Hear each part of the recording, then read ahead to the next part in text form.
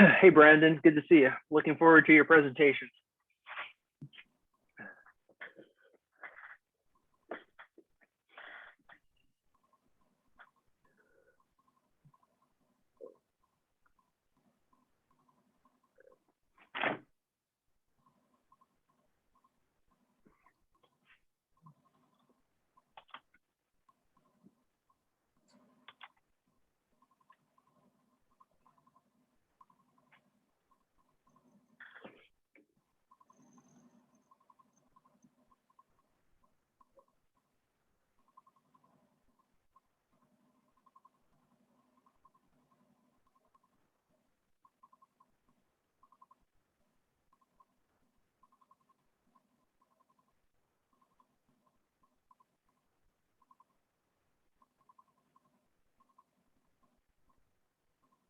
All right, let's see. Well, a couple more people coming in. Oh. Hi, Jay. I see your comment. I'm glad you're here. Hi. Jay's here, but he has no video or mic, but he's there. So hi, Jay. Hey, Jay. Let's see. I'm not sure where Carolyn is, so we'll maybe wait a second. Hey, Z, glad that you made it. Hi, everybody. Hello. Hey, Jalissa, I had a lot of trouble logging in. It kept saying that I had the wrong info on probably like 10 times before I got in. that's very strange. I'm glad you made it. Hopefully other people are Me able too. to. I'm having to go to Long Beach site every time and register. You do that, Diane? You just go every month and register again? Yeah, it doesn't. Yeah, it won't give it to us Yeah. right away. Even I click join every time. So the link is not changing anymore. So it should stay the same. You should be able to keep that meeting link and just click it every meeting. If you want to register every month, you can do that and get the link as well. And then it is also on our website. So you should be able to get to it straight from the website. And I could probably, let me see if I can do that. Okay, so it's the same one each month? Yes. In the beginning, we did not change it. We were kind of a little concerned, you know, I think especially once everybody went to Zoom and there was all those like horror stories of people joining meetings and doing terrible things. So we were trying to be a little bit more protective, but at the same time, support groups are a little bit different than the general meeting because the general meeting is public. So we can be a little more free with our public meetings. And then I just have to monitor in case somebody tries to come on. Oh, okay. And let me see, and then our event calendar. Let's see here. Okay, yes, so I will show this to everybody as we kind of wait for Carolyn to join us really quickly. And if she's not on in a minute, I'm just gonna go for it. If you want to find how to get to this meeting very easily, this is our website. This is our event calendar. So if you're on our homepage and you go to our event calendar and you click on our event calendar, here we are on the general meeting. And if you click this, you can find the link. You should be able to click that and use that information and sign right up. You save that and use it every month. Or come to the calendar every month or register every month. However you choose to join us, we would love to have you every month. And so with that, let's see. I thank you, everybody. I recognize most of you. For those that don't recognize me, my name is Jalissa Hubbard. I work with NAMI Long Beach for doing outreach. I'm excited to be here tonight for our general meeting. We have a meeting once a month on the first Wednesday of the month and try to bring in exciting speakers relative to our community. Tonight we have Brandon Burbank, and I'll talk about him in a second. And then we also have on the call tonight Annie Felix, who is our board president. We have Shell, who is our peer programs VP on our board. And then I do see a lot of friends and faces that I recognize, so we are always glad to have you. If there are any community announcements that anyone would like to make regarding mental health issues, this is the time. We have a few things coming up, so I don't know if Shell or Zakia, do you want to talk about Black History Month really quick? I'll do it. Okay. So we Okay. have an exciting event coming up celebrating Black History Month with NAMI Long Beach on February the 20th, which is a Saturday at 3 p.m. And it's going to be amazing. We're going to have some great facilitators, a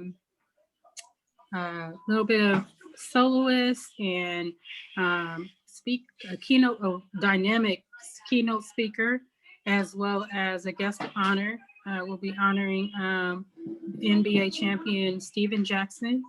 He spearheaded the George Floyd movement, did the last Kobe Bryant interview. So we're going to incorporate all of that on Saturday, February the 20th. And if you're interested, you can contact Jalissa or Shell or Carolyn, any of the NAMI facilitators, to RSVP. Thank you. Thank you, Zakia. And I will put a note in the chat with the general email. So if anybody wants information, they can email that. Any other announcements for the community? Anybody? I gotta type, so somebody do something for 1 second.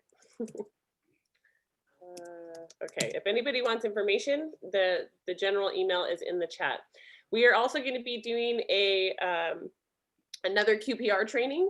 So we're going to do a QPR suicide prevention education training class, and that's going to be held on February 18th at 3 p.m. There will be more information about that forthcoming on the website.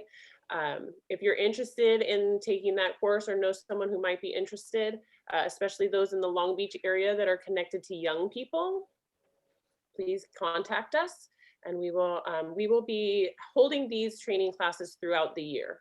So there's going to be an opportunity ongoing to attend either Question, Persuade, Refer suicide prevention, or we also have mental health first aid, which is a very robust educational class that covers a lot of material if you want to be more aware to support somebody that might be going through some issues. And I know we all relate to that.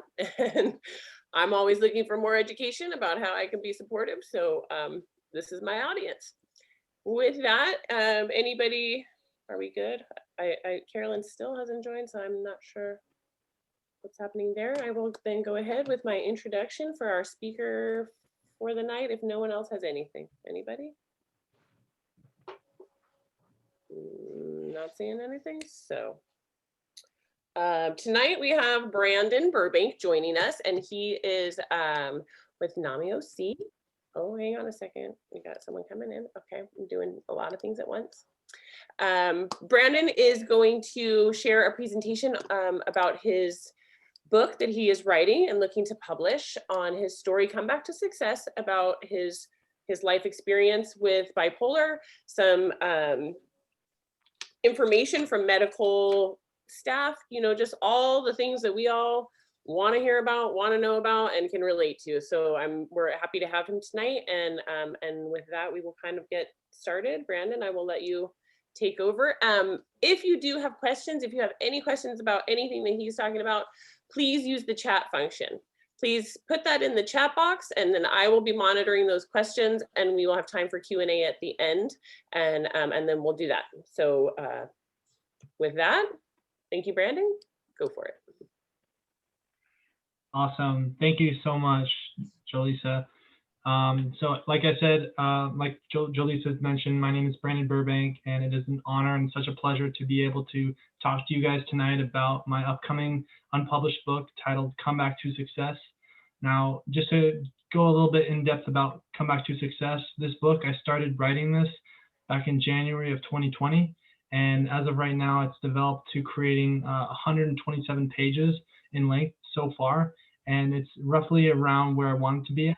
But I'm really excited because there's a lot of points that I'm going to hit upon in tonight's presentation that focuses on mental health, personal development, and self-happiness to find contentment and a sense of purpose and passion for anybody out there that is trying to find success and hope and a sense of belief in themselves. So with that being said, I'm going to get started into it.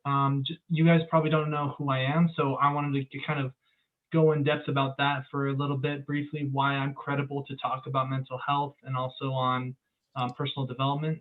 All those both aspects are really important to developing a sense of who you are and a sense of groundedness. And I believe that the experiences that I've gone through in my walk of life has equipped me to being credible for a keynote speaker in mental health and personal development.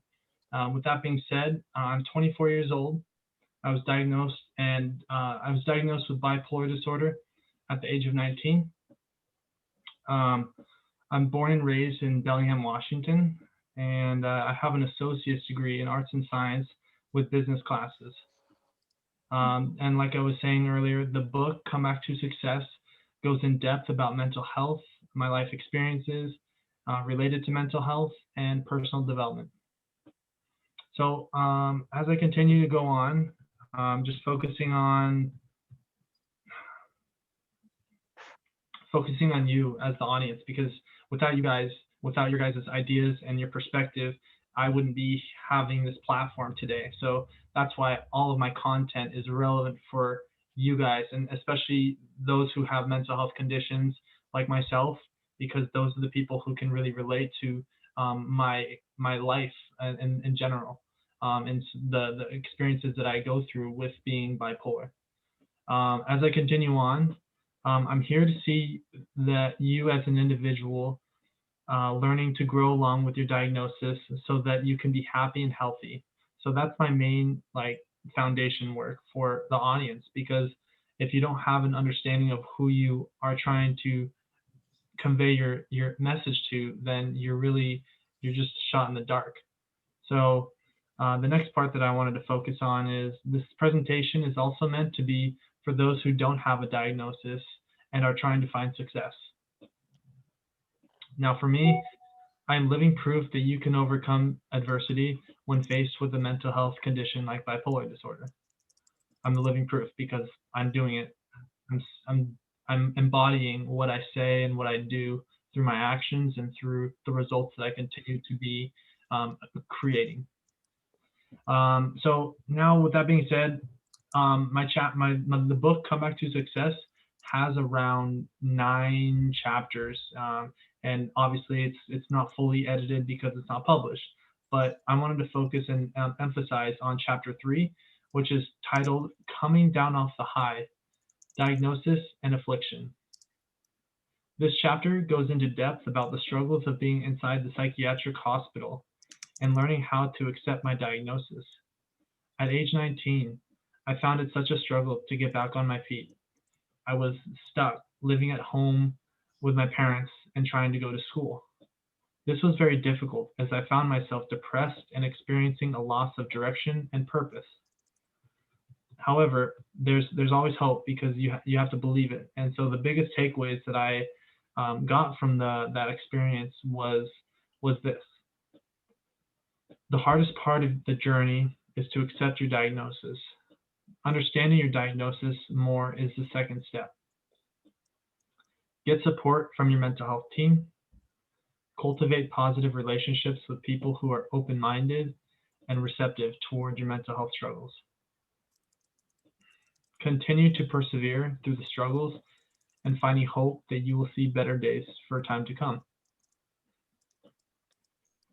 Accept where you are at and take action to get to where you want to go. The next chapter is chapter 4 that I'm going to talk about a little bit briefly, which covers titling Learning How to Live Well: Hospitalizations, Halfway Homes, and Self-Help Programs. At times, learning how to live well was very uncomfortable and mentally testing. In the end, my diagnosis helped me learn more about how to radically accept what was going on in my life. I also learned how to better manage my symptoms of bipolar and understanding when I needed to do something that would help me respond positively when I was down. After going the wrong path with my life and running from my problems, it seemed that the real problem was what I had internally with how I felt about myself and my diagnosis. This led to an uncomfortable and testing experience, time in the halfway house. That was a very difficult time. This was very difficult as I was thrown into an environment that was very unfamiliar and filled with fear of the unknown. Feelings of being alone continued to creep inside. Following this, I also cover the mental health program that I went through called Skyline Trail. I was blessed to have the opportunity as I found myself working hard every day to better develop myself within the mental health program. That's a form of personal development because you're learning about how you can interact with yourself better and interacting with your diagnosis that you're dealing with in your life. And so that's just those two together tie closely with what you need to do to understand how you need to reach that next step for your life, for contentment and happiness. However, I still question my diagnosis and still do even now. And life took me on another path where I was able to be reestablished there at Skyline Trail. Following the steps that below can help save lives, prevent a lot of unnecessary challenges, and guide you through adversity. Step 1, develop self-awareness. Step 2, confide in someone you trust and who can help give you some feedback on the way you are feeling in your life at the moment. Another quick thing that just kind of popped into my brain about how you can be more receptive on getting feedback is there's this term called reality check. And that is what's very helpful. I learned this in Skyline Trail, how you can take a step back from where you're at in your journey. If you might be going ups and downs or dealing with emotions that are racing or whatever that might be, then you can just take a step back and recognize, okay, how am I feeling right now? What do I need to do to be more at peace with myself, to be more in tune with what I am and who I am, and also what steps and what directions I need to take to get to the next step of my life, of my journey. So, and then as I continue on, I wanted to talk about step 3, which kind of closes in, tying in. Do your best to take charge of your life. If you don't have that attitude to want to make a change and to create something that's valuable, that's going to last for your lifetime and for a long time, it's up to you to decide that and create that. And then step 4, accept change. And that's a very hard thing for all of us, like transitioning into different chapters of life is something that we all have to be open to doing. Step 5, be bigger than your mental illness. It's only a part of you.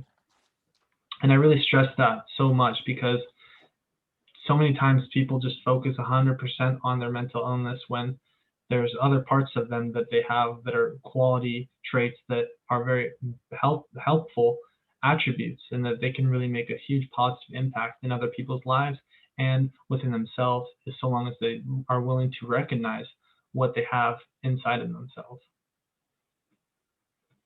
Step 6, cope with the negative symptoms from your circumstances.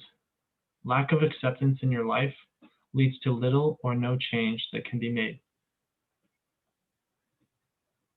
So I'm going to just kind of hit upon that as well. With your coping strategies are very helpful and important because those are what help reinforce your life so that you can create stability, so you can create a foundation work for your health and for your mental health, for your physical health.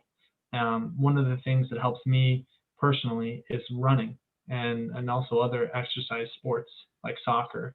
And that helps me just kind of take out stress and take out any type of just emotions out there, and you can move forward with your life and become more successful and happier after that workout.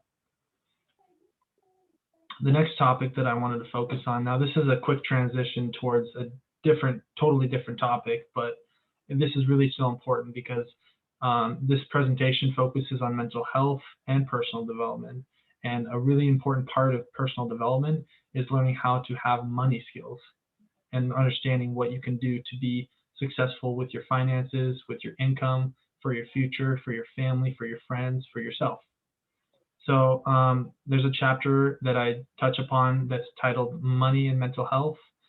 That's also an article that that's unpublished, working with other organizations at the moment to getting that published. But I wanted to focus on that as well because there's other people out there who I'm going to just continue on here because I'm getting too excited. So I'm not a certified accountant or financial planner. I'm writing this based on my experience with using my money to successfully live a lifestyle where I can say that I am happy and self-sustaining. The below steps could vary from person to person.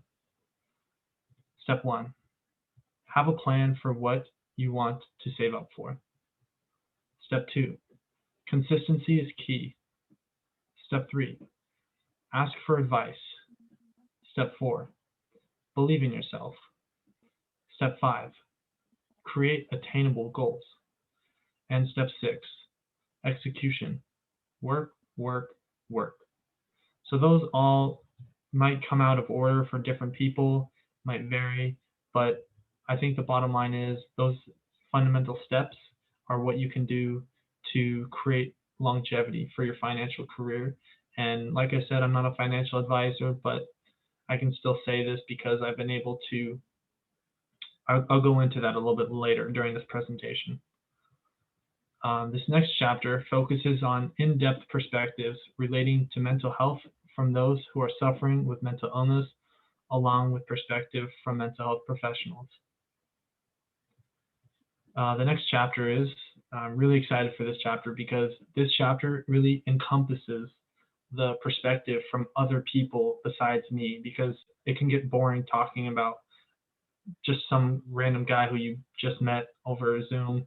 So these ideas, these fundamental ideas of these people that I've interviewed for this book are pivotal for making a better generalization and understanding of mental health and how people can become more aware of mental health and how they can better destigmatize mental health, for example, also focusing on what you can do to just learning how to get more educated in general with your mental health and how to become more aware of how people their perspective is, because people's perspectives are very valuable with understanding and empathy from others. So as I continue on, the first interview person that I did was with a licensed mental health counselor. The licensed mental health counselor, his educational background has a master's in clinical psychology. The first question was, how can counseling have an impact on patients with a mental illness? LMHC, which is licensed mental health counselor, ultimately, at the root of every condition, you can develop a strength and unique perspective to practice resilience. The ultimate goal of counseling is to develop insight that allows one to ultimately treat oneself with all the necessary treatment resources available. Brandon, the LMHC also went into describing what the approach is like for mental health education. He said, strength-based approach to overcome stigmatization. Looking for whatever the patient has in their life and character and ability to allow them to empower themselves to direct their own growth. As mental illness is viewed, grow to heal and recover from the mental illness to develop strength. I then ask, who is the best support system that can help improve lives of the adolescent with a mental health diagnosis or imbalance? Their response was, family is the greatest source of support. For a family, recommending psychoeducation, family support, family systems therapy, and community support. This leads us to the next interview with Dr. Gregory Jantz, PhD, founder of the Center, A Place of Hope in Edmonds, Washington. Dr. Jantz's educational background includes doctorate in counseling and psychology. Brandon, what are the biggest struggles that the world is facing right now related to mental health? Dr. Jantz, due to the pandemic, depression and anxiety, the World Health Organization says that depression is a worldwide problem. For those that are trying to come back to success, what advice can you give to someone who is faced with a mental illness or health condition? Dr. Jantz's response was, recovery is always possible, and with all of our pain comes great opportunity. Opportunity to change other people's lives. Dr. Jantz goes into some ideas of his perspective of the progress with accepting addictions that someone is experiencing.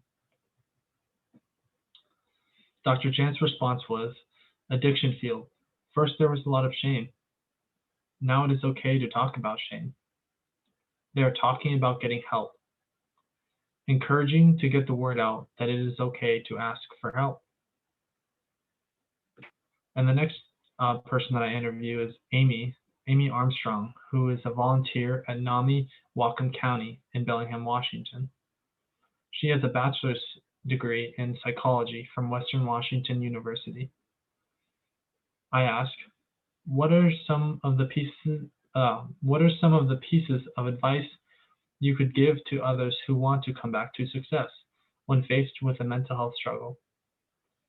Amy's response was, important to try. This is really good because I think Amy hits the nail on the head with this whole perspective and her experience with being a volunteer for NAMI.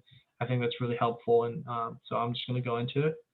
Important to try to give themselves compassion, time, and patience to know that it is not a straight path. There are a lot of ups and downs. It is normal and okay.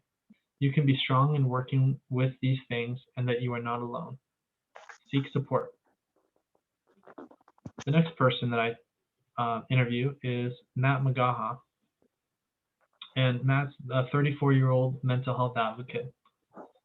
His perspective on mental health diagnosis as an adolescent. Now, this interview was conducted. To listen to a lecture.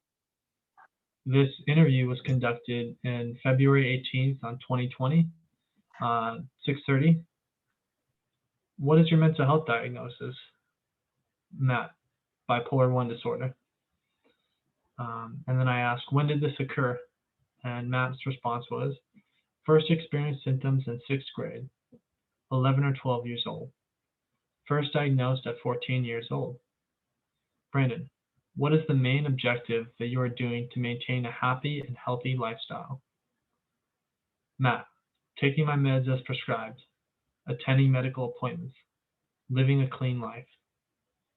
Brandon, how do you learn to overcome the stigma that exists in mental health? Matt, I try to not take everything so personally, especially when it comes to judgment and mistreatment and neglect. Opening up to others who may have been going through the same things as you, not forgetting that you have a voice.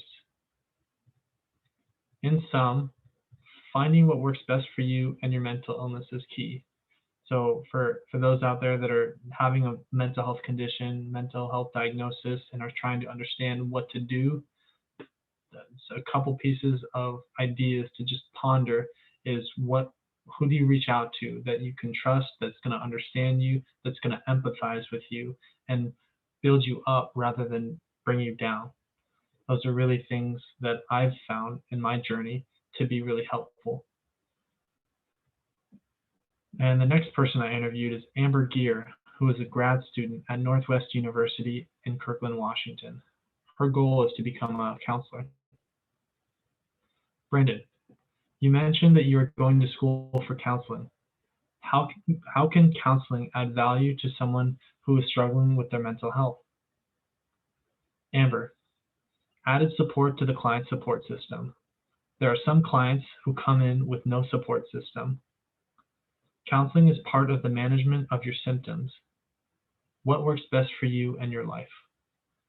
Finding what works best for you and your mental illness. On another note, After interviewing Zach Garner, licensed professional counselor at Skyline Trail for the book Come Back to Success, he made a great point about inclusivity for society to destigmatize mental health. Brandon, as we look forward into the future, how can we as a community learn to grow and create more acceptance of others with a mental health diagnosis? Zach, this is a great question with many possible answers depending on whom you ask. I maintain that building awareness through education and training is going to be the best way to increase people's knowledge of mental health. With education comes understanding, and with understanding, the hope would be that acceptance would follow. I think there have been efforts made, and there's much more that needs to be done. It will not be an easy task, and it will mean getting support from community and government leaders at varying levels of influence.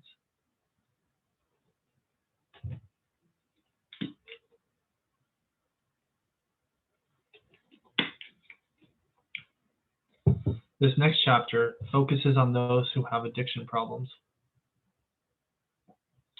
Chapter 6, Atomic Habits.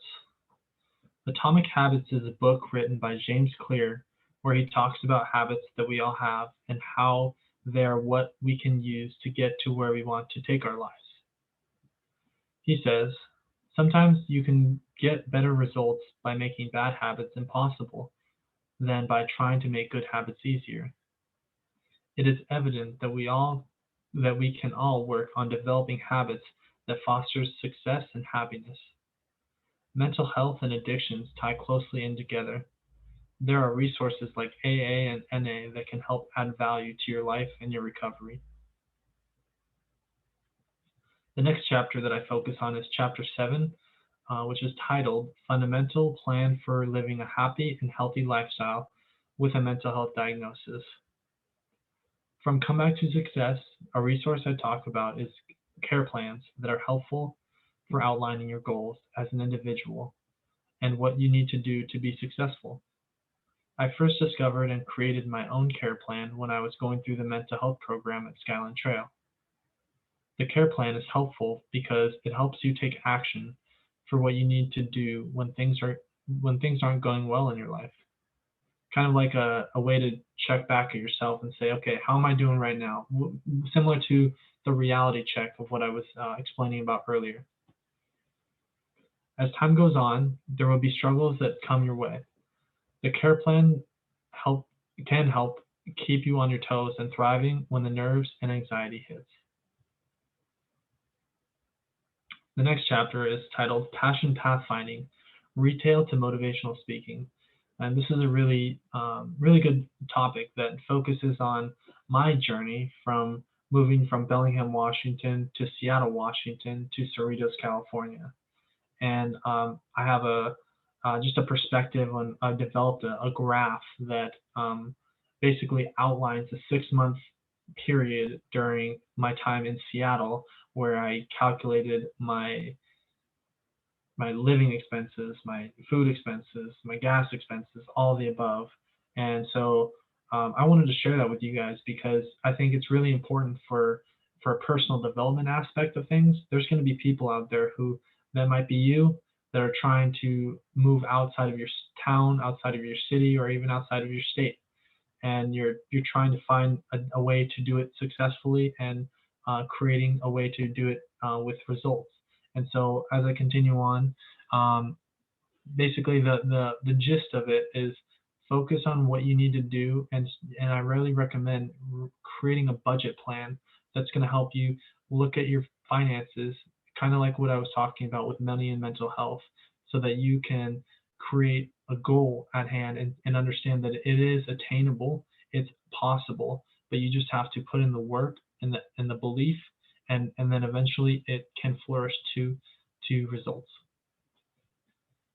So as I continue on, raising over $7,000 for the move to Seattle, Washington from Bellingham, Washington, balancing my budget to move to California and what I needed to have planned in order to successfully make the move. Chapter 9, Success Over Stigma. The actor Will Smith once made a quote about success and how to find and how to focus on creating success that lasts. It goes like this. To build a wall, you must lay one brick as perfectly as possible. Once this is achieved, focus on the next brick and lay it as perfectly as possible, and so forth and so forth and so forth until eventually you have a wall. And that just really is the foundation work for success for anything out there in the world, and in your recovery, in understanding your diagnosis, understanding yourself, understanding what you need to do to create that big goal, that dream of yours, that passion. I put this in the book because it is a basic way of understanding the definition of success. Basically what I just said earlier. Calculated risk is what has gotten me this far in life. Self-love is something that I talked about in chapter 9 as well. This is because you have to love and accept yourself through radical acceptance before you can love another person. My book talks more in depth about finding your passion. This takes time, and you can do it if you truly deep down in your heart believe it. The next part is execution, and that's the hard part that a lot of us, it differentiates the people who say they do it and actually do it, and the people who say they do it and actually don't follow through. That's a big way of seeing how the successful people make it, and the people who kind of give up and don't actually follow through. This excerpt from my book is critical. So just to give you a bit of context, this next part is going to be focusing on a quick quote that I think encapsulates a large portion of what I'm trying to get at with my book, Come Back to Success. And I say, the idea that I want to challenge you to understand is that there is nothing stopping you from what you can accomplish but yourself. And this next part is very important because underneath it all, way before bipolar disorder, I knew that I wanted to be great at something. Whether it is spending more time practicing to be the best soccer player in the state of Washington, or telling myself that I have something within myself that is worth living for. I knew deep down that there was something special that I had that nobody can take away from myself besides myself. And as we continue on, if you are taking notes, I have a list of questions that I want you to write down and answer for yourself. And the question number 1 is, what is your problem that you are facing with mental health?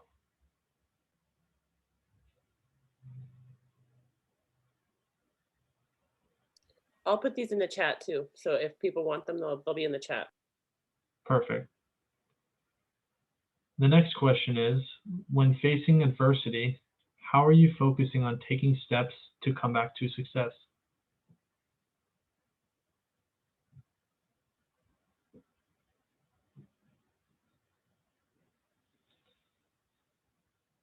The next question is, who is your best source of help?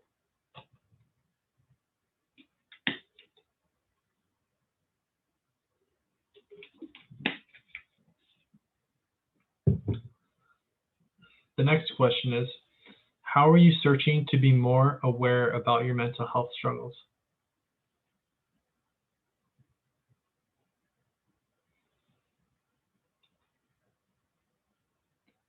And the next question and last one, when will you decide to take a risk that will help you get in the right direction for your life?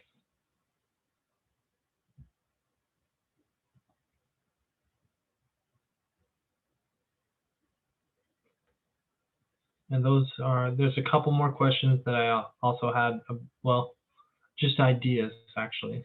And that is, number 1, reach out to someone who can understand you and your struggles.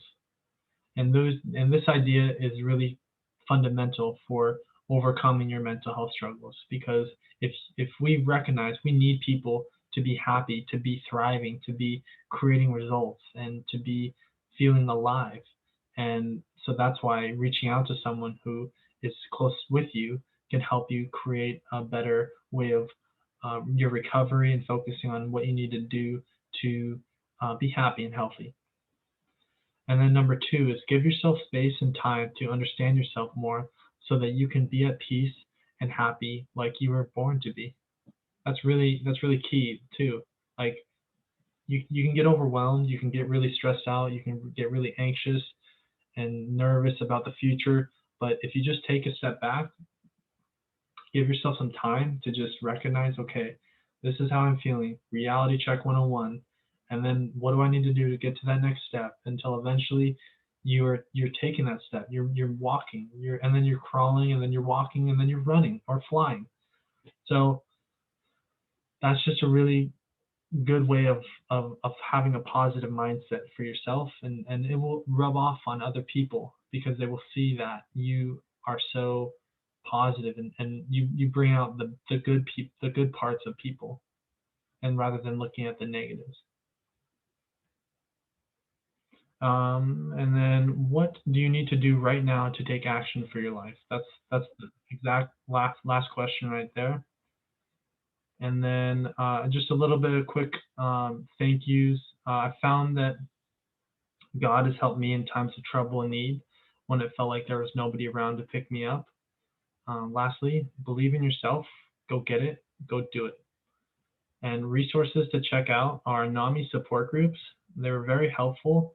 I also include NAMI support groups in my book, Come Back to Success, because the NAMI support groups, I think I hold them true to being very helpful in creating stability and foundation for your life, with whether you are dealing with a mental health condition or you're a family member who has the family member with a mental health condition. You can gain a lot of understanding and have a sense of a family, external family, that gives you clarity and stability. And so as I continue on, very helpful, gives others insight and education based on empathizing and comparing ideas on how to better live life with a mental health condition. And for me, I want to share my personal experience with the NAMI support groups. Is after attending groups for over 7 months, the trend for many people struggling is the lack of belief in themselves. Life has taken them in a direction or path that is not fulfilling. Therefore, find fulfillment by taking charge of your life and controlling yourself to stay afloat when the water gets deep. For substance addiction problems, I encourage you to reach out to Narcotics Anonymous and Alcoholics Anonymous. Thank you for attending this presentation, and special thanks to NAMI Long Beach for making this presentation possible. Thank you, Brandon. Thank you so much for coming and sharing with us. Thank you. If you guys have any questions for Brandon, please go ahead and put those in the chat box. I did list the questions that he had as well. So if you wanted those, they're in there.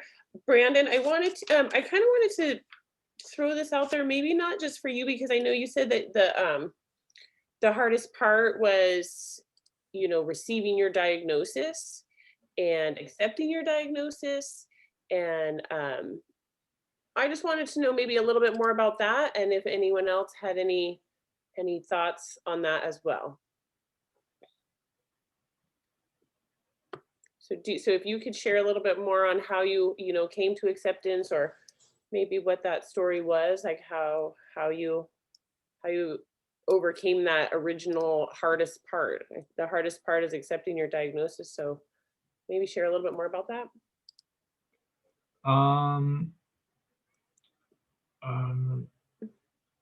I think it's just a matter of time and giving yourself time to really understand more of where you're at in your life and how you need to adapt to different things that have impacted your life. And so many things kind of were adding up in my life, and I had to find a way to really give myself that ability to embrace where I'm at and and what do I need to do to, this is from the chapter of my book, happy and healthy lifestyle is what I hit upon all the time, because whenever I'm feeling down or whatever, it's like, what am I doing right now that I can do that's in my control to create stability and to create a foundation works that's giving myself that sense of peace and peace of mind. Awesome, awesome. And anyone else? Does anyone else have a same or similar experience? You know, having a hard time accepting your diagnosis, or maybe want to share about how that can be positive or negative, how you can overcome it? Anybody? I do. All right, Shell. I know for me, acceptance took years. The biggest barrier to acceptance for me was my family. They didn't believe talking about mental health and mental health conditions, you know, you just push through it.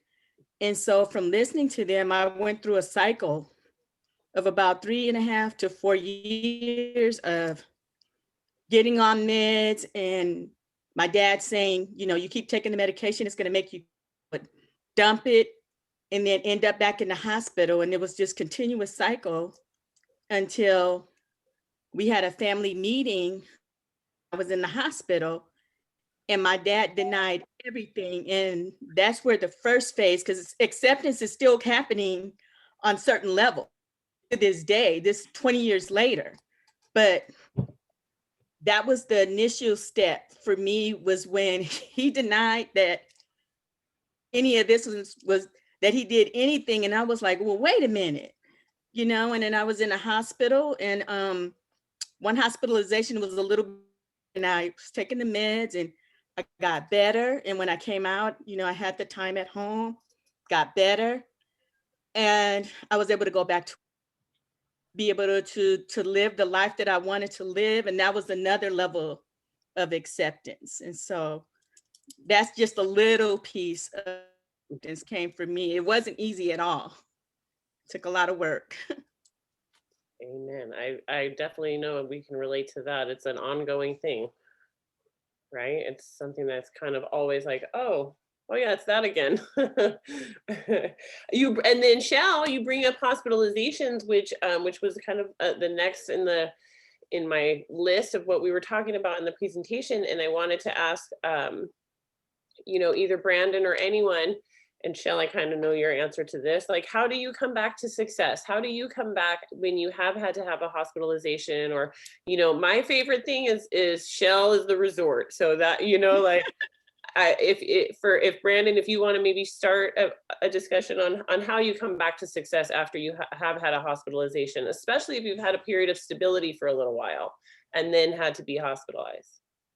Take it one step at a time. It's really all about one day at a time. I found that times when I didn't want to get out of bed and I ate dinner or ate lunch and then I went for a walk, that was a win for me. And there was times when I didn't feel like I wanted to go out for a run or go to the gym, and I ended up doing it, and that's a win for me. And it's like those are just a couple of fundamental keys that anyone can take heart to with themselves and find that sense of belief that they can actually come back to success. Awesome. Zakia, I see your hand raised. Did you want to have a comment? Yes, hi, Brandon. Thank you for such a beautiful presentation. I'll be looking forward to getting your book. Thank you. You're welcome. I had 2 hospitalizations recently in October 2020. And one thing I can identify with what you said, Shell, is my family was the least amount of people in my support system. Sometimes for some family members, I didn't even include them as a part of my support system, because I found myself having to constantly defend my own self and my own diagnosis, and then leaving those conversations with my family, doubting my own self and doubting, like, wait a minute, maybe I don't have an illness, and maybe they're right, and maybe I'm just just magnifying stuff. And but when I that was my 5th hospitalization since my diagnosis in 2008. And I got to the point where when I would go to the hospital, I would realize how much I needed to be there. So I would accept it as it was. And I would think, wow, I really needed to be here. I'm safer here.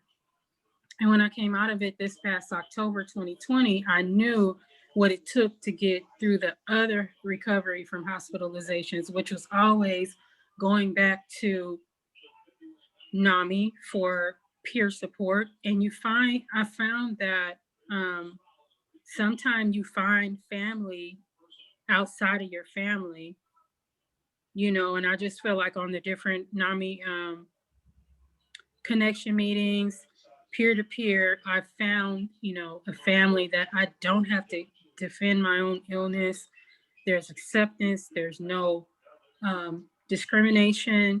And how I'm doing now, Brandon, since I met you and Black on the NAMI platform, how I'm doing now is 360 degrees different than how confused and disoriented I was in October. Big difference. So thank you, Brandon, and thank you, NAMI. And everything you said, Brandon, is right on point.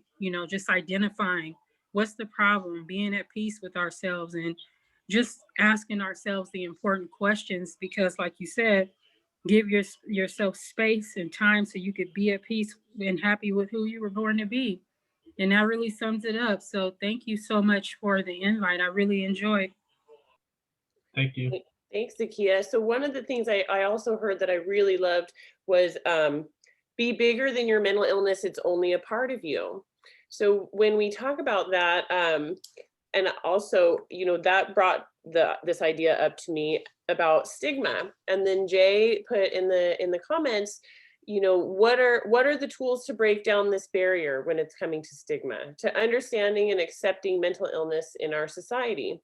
For instance, with regard to alcoholism and AA, there's a TV show, Mom, that has done a lot to weaken and make transparent the old stigma of being a hopeless drunk. So I know that we are all working to figure out how we can end this stigma about mental health. So what are your suggestions? What are your ideas? How can we break this barrier down? And this is, Brandon first, and then of course, if anyone would like to comment.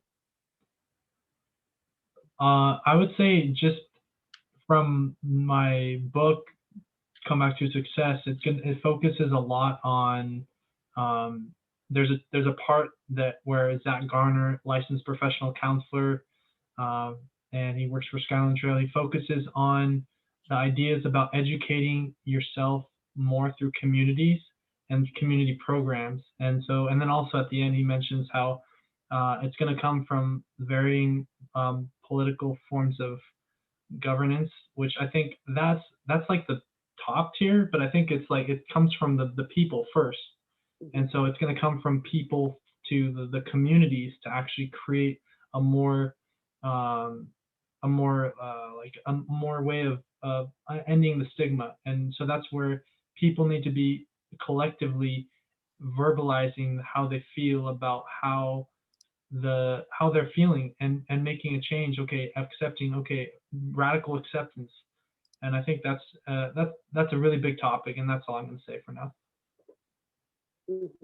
Is there anybody else that's like to share on how we can end the stigma? Clyde? Yeah, I'll say that. Clyde, go ahead. Hey everybody, it's Clyde. I just real fast, I'll say that, having back-to-back hospitalizations was like part of kind of helped me with acceptance. Another thing that helped with acceptance was that my psychiatrist allowed me to, we whittled down my medication to nothing for a few months, and life was just not good. And that kind of but it was done in close contact with my psychologist. My psychiatrist, to do that. And then to help break down the stigma, I really have always liked Mariah Carey as an artist. And she kind of came out and started talking about her mental health issue. And then I came to realize that there are a lot of other people that are in the public eye that have come out and talked about it.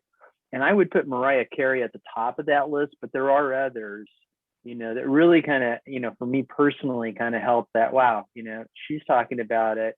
As I get well, I'm going to be talking about it more openly myself, and I think that as we, as individuals can, when we find the right opportunities and we feel comfortable and it's a safe audience to just, say, hey, this is something that I'm living with. And I think that that's part of the groundswell that'll build up over time.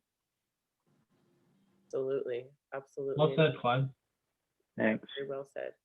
I And feel like, go ahead, who's next? Who's talking? I'd like to add something, just from my perspective at age 19, having cancer and then having this depression set in. And the hardest part for me at 19, being told that I had to be on a medication for the rest of my life, when I'd never been on medication before. I'd always been healthy. I always was running. And I think the running is what kind of helped manage my depression until I had cancer, and then everything fell apart. And, I could hardly get out of bed. I had put on about 30 pounds and I was really, really in a dark place. And I remember this professor in college telling me, you're going to have to look at this medication from a different standpoint, because that's just what you're going to need to live. And so I really appreciated this professor saying this. He says, the Synthroid that you're going to have to be on right now, it's your pep pill. It's what's going to help you stay awake. It's what's going to give you your metabolism, your energy level. And so at 19, when I heard that, okay, this Synthroid that I have to be on is my pep pill, because I had to have my thyroid taken out. I was really grateful to kind of change my mindset to try and accept the fact that I needed this medication. For my diagnosis of depression, I actually didn't get treatment till I was 30. And I always just powered through it. I ran a lot. And even though I had Synthroid in my system, I was still having issues, and I couldn't understand why I was craving carbohydrates. I couldn't understand why I just would have real negative thoughts. Well, my counselor finally asked me, well, how many times in your lifetime have you had depression? And I said, well, I started when I was 8. I remember my first bout of depression at 8 years old, and I couldn't understand what was happening, but I've had it all my life. But nobody, and all of my treatment professionals, nobody ever suggested an antidepressant. So I was just sharing with my son today, Brandon, that, I only started a medication at age 30, and that's what I needed to have in conjunction with my Synthroid, so that my brain could actually be balanced out. Because I told Brandon, I says, thankfully I had this medication in my system so that you and your sister didn't have to witness me being in bed for days or seeing me crying for hours. Mm-hmm. You never witnessed any of that because I had the proper treatment eventually. But I just have to say, it's been a trial. It's been a process, and a lot of research too, for me to understand this depression piece.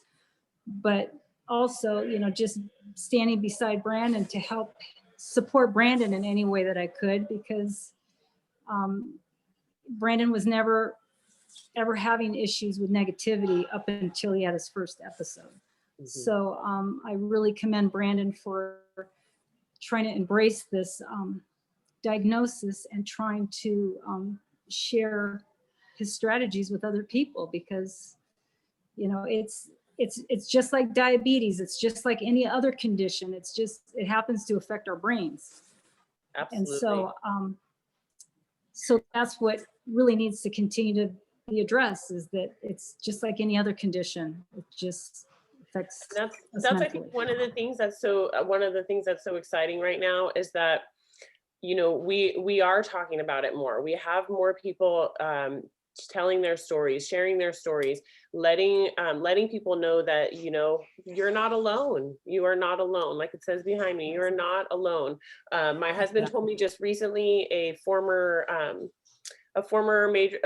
major league ball player for the Angels that's now current, well, former Angel and now current, where is he, Minnesota? Andrelton Simmons, he just came out and said that he has been struggling over this past year, that he has had suicidal ideation, that he has sought counseling. He came out as a professional athlete and has admitted that he had to go to counseling and that he's had these thoughts over just this last 2020. Yeah, she sat the season out. Wow. He sat the season out because he was struggling, and he admitted this, which is so powerful. What my husband told me this last night, and I got goosebumps over the fact that, like, grown men are going to get the message that it's okay, that athletes, the strongest among us, suffer and have problems and think about suicide or think about things that, you know, for the rest of us might think, well, a professional baseball player, they got everything going. They don't have any problems. They don't have anything wrong with their life. You know, that to me was just amazing. And then on the other side of stigma, I heard something recently that was so interesting to me when it comes especially to medication, because people tend to not really understand, why would somebody go off their medication? Why would they not want to take their medication anymore? Most of the time, this comes from neurotypicals that have never been on a psychotropic medication before. So someone said, when the doctor prescribes you an antibiotic, do you always take all of it exactly as prescribed? And it hit me. We take medicine and we start feeling better, and then we forget to take a pill, or we say we're not going to take the rest of these antibiotics. You know, my throat starts feeling better, my nose isn't running, and all of a sudden I'm like, yeah, you know what, maybe I'll just save that antibiotic for the next time so I don't have to go to the doctor. I mean, that's the insurance, that's another whole insurance conversation, but that's the idea. And that idea was so, like, mind-blowing for like 1 second, because that's the struggle. That's the struggle, you know, that, like, you feel better. Or, and then when I was explaining this the other day, because I was telling this to police officers who were like now starting to understand a little bit after some crisis intervention training, why people use meth that have mental illness, why people use street drugs. You know, because it's like, if you have a medication sometimes that might make you feel a little bit better, but you start feeling better and now you gain 50 pounds and now you have no sex drive, and now you like all the other things that are the side effects of the thing that's supposed to make you feel better. So for me, I don't know, that idea of like, do you always take your antibiotics? That was so like, wow. That was just my recent breakthrough recently, where I was like, oh yeah, oh yeah. So does anybody have any other comments? Shell, you got something for us? I was going to share real quick too, if that's okay. This is Julie. Yes, yes, Julie, go ahead. If you want to make your announcement, go right ahead. Oh, thank you. I was also just going to share on that topic too, that I think just the more that everyone is doing what you're doing, sharing their stories, talking about it, it really helps. And even for myself as a therapist, I go to therapy and I'm really open about that. I'm like, I tell my clients, I'm like, I'm not asking you to do anything that I'm not willing to do either, because to me, it's wonderful to like have that hour where someone is just there to help you with your emotional needs and teach you coping skills and kind of help you see things from a more neutral experience. And even for myself, some weeks that I'm like, you know what, I don't really think I need to go this week. I'm doing pretty good. Even those weeks afterwards, I'm always like, gosh, I'm really glad I went. I actually did need that. So sometimes I don't know if we want to believe that we're a lot healthier than we really are. But it's always, you know, hopefully a positive experience for people. So regarding the announcement, I just was going to announce real quick that I work for ChildNet, and we provide free counseling for children ages 0 to 18 that have Medi-Cal. And we are providing a parent workshop on February 26th on understanding and supporting youth with ADHD. And I'm going to put the flyer, see if this works. I'll put the, I just tried to paste it. You know what, I'll actually send the flyer to Jolissa, and then if she can forward that, otherwise I'll put my email address in the chat box, and if you want a flyer directly. And anyone's welcome, it's completely free through Zoom. You don't have to pre-register. So you just, click on the Zoom link on the flyer, and anyone is welcome. So, and thank you, Brandon. I was going to share, it's so funny. The only book I have on my desk here at home is the Atomic Habits book by James Clear. So I thought that was so funny you brought up that book. That's a really great. Yeah, I'm glad you like it. Yeah, I know. It's like, oh my gosh, I have that book. So thank you for sharing the information and your path back to success. I think if more young people are willing to do what you're doing, that's really going to help. Thank you. All right, Shell, did you have a comment? You had your hand up for a sec. Yes, first I wanted to say thank you so much. I'm going to get your book. This has been just so powerful. I wanted to touch on how my family is growing into acceptance of me. The more I live in recovery, the more I get to share with them my journey. So I talk about what goes on when I go to therapy. Like I was sharing with my mom, what I said, everybody could benefit from therapy. I said, can you imagine just going to talk to someone and it doesn't go anywhere? I said, you could tell them how much I get on your nerves, and it and she kind of laughed about it. But I'm also really just out in the community anytime I have a chance. To me, it's my background is in education, and everything is a teachable moment. When people say comments that are, offhanded comments out of ignorance, that they just don't know, I use that to start a conversation. And so that's my way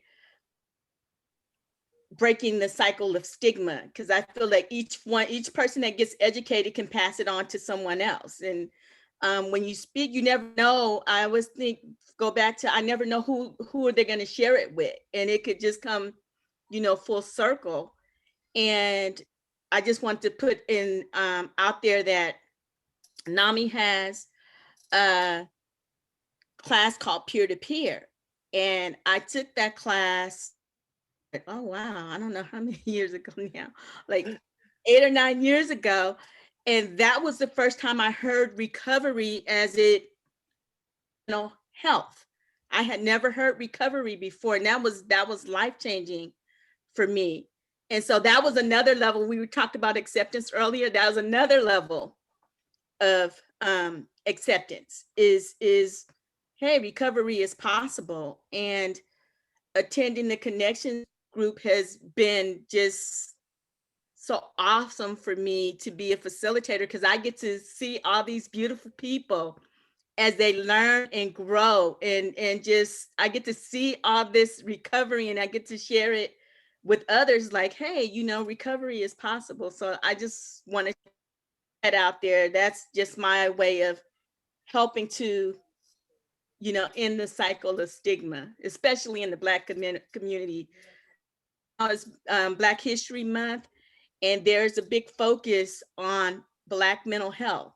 And there's so much that's going on, and I'm just excited because, hey, we're talking about it now. And so, yeah, and I just wanted to put that out there. And again, thank you so much, Brandon.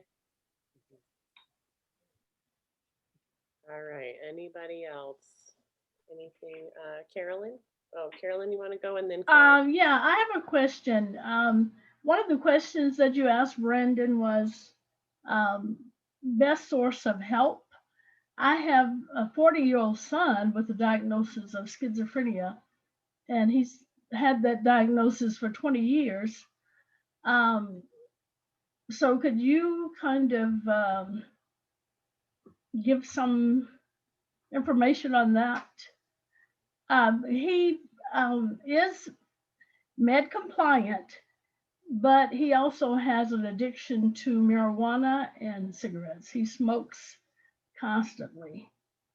And he's, as I said, Yeah. Okay, go on. Well, I mean, he's med compliant. Then it sounds like he's got some sense of like understanding of what he needs to do. And I think another thing that he might be, he's 40 years old, so he's got a long life left. So my perspective and advice I could give to you regarding that is he needs to find a way to be inspired about something in his life that's going to give him a belief for why he wants to get out of bed every day, and say, okay, if he's just getting out of bed to smoke marijuana and like just focus on what he needs to do, that, like, here's a quote out there that Dwayne "The Rock" Johnson gives out. If you're working an 8-hour day and you're not doing something that's inspiring you, that's on you.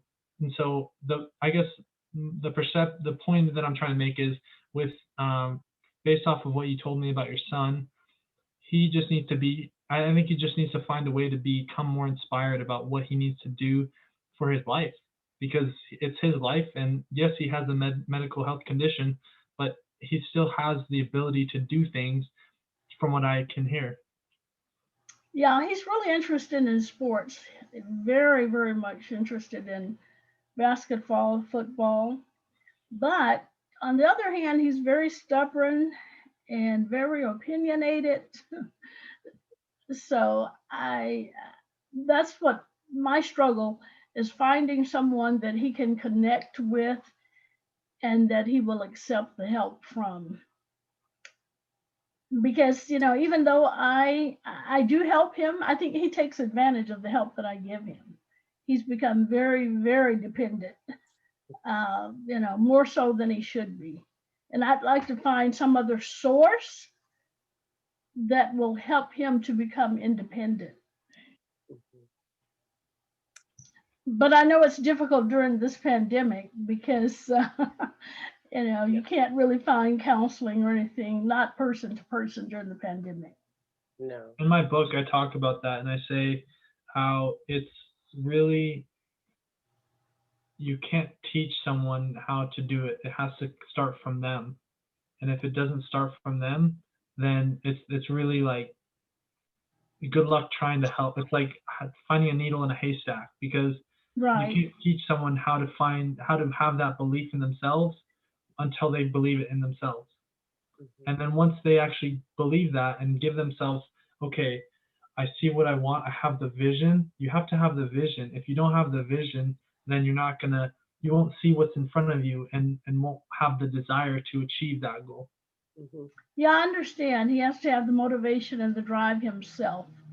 Yeah, I understand that. Thank you. Thank you. Thanks, Carolyn. Thanks, Brandon. I also just wanted to quickly, Clyde, before we get to your comment, Jay had a comment in the chat. There is a societal expectation of being quote unquote normal, no matter what it takes or how temporarily. So many self-medicate and seek all sorts of non-professional fixes. Brandon, your having mental illness is a situation that you approach with logic and with a practical approach. You are resourceful and willing to do the work. So good on you, Brandon. Christian said, just to add, that marijuana is a psychoactive, so it can induce a psychotic state. Everyone is different, but perhaps that might be an issue that that is happening in Carolyn's son's life. We don't know. And Clyde, you had a comment. Yeah. Hey, Brenda, before I get to my comment, I'll just share a word picture that I found in the past to be really helpful. That sometimes people can be like a car that is out of gas, and a car that's out of gas can't like get itself to the gas station to get more gas in its tank. It needs someone to come along and put some gas in that gas tank. And sometimes people are like that. So I agree with what you said. It always helps when a person can find it within themselves to want to have something better and to aspire to something better.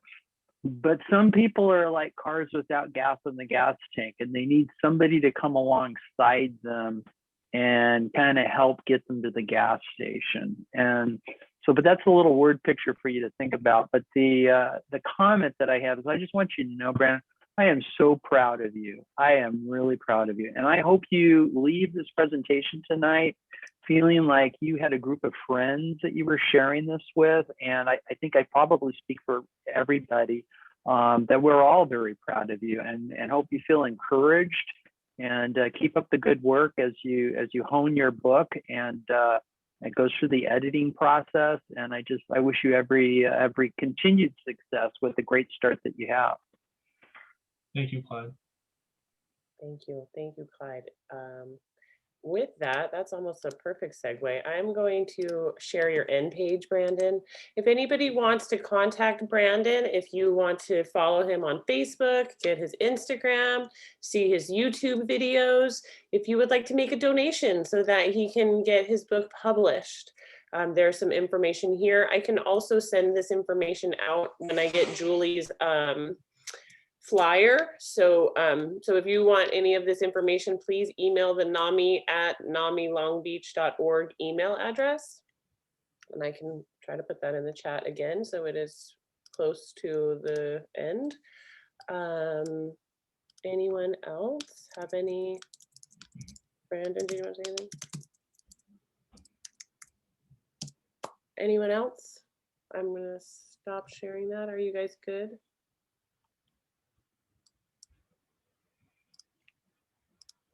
Okay. And with that, I mean, if we're all talked out, we can close 15 minutes early. With that, I would just like to say, Shell says self-awareness is key to living in recovery. Amen, Shell. As y'all know, as someone who lived in denial for a long time, that's not the place for recovery. You got to be self-aware. You got to know what you're doing at least a little bit, or at least be willing to accept someone else's idea of what's going on. And I think that's a key part that Brandon touched on in his book. No, that's a great, it's having it's being open. Right? Go ahead, Brandon. No, I think what you said, having the idea of understanding and accepting another person. And I think that's really hits upon the word empathy. Mm-hmm. All right. Well, thank you all again for, I don't know what happened there. Ruth, stop sharing your screen and I'm gonna cancel that. So with that, we will say goodnight. Thank you all so much for joining us for our meeting. We will be back next month with Dr. Bernita Black sharing. She is from NAMI Riverside, and she is going to share some tips on stress and how to manage stress and stress reduction. And she's a fantastic lady. She is former military. She's got a lot of active service in her family. She's got a lot going on. So we're excited to welcome her. And then again, if any of you have ideas, if you have seen other speakers that you think, oh, this would be great to share with my NAMI family, please let us know. We're always looking for speakers for the general meeting. And most everything can be found on our website. If you can't find it on the website, email us, call us, leave us a message, and we will get back to you right away. So with that, I will say good night. I hope you all have a great and wonderful rest of the week. Thank you. Good night. Bye, everybody. Bye. Bye. Thank you for your everything. Thanks, Shell. Love you. You too. Okay, bye.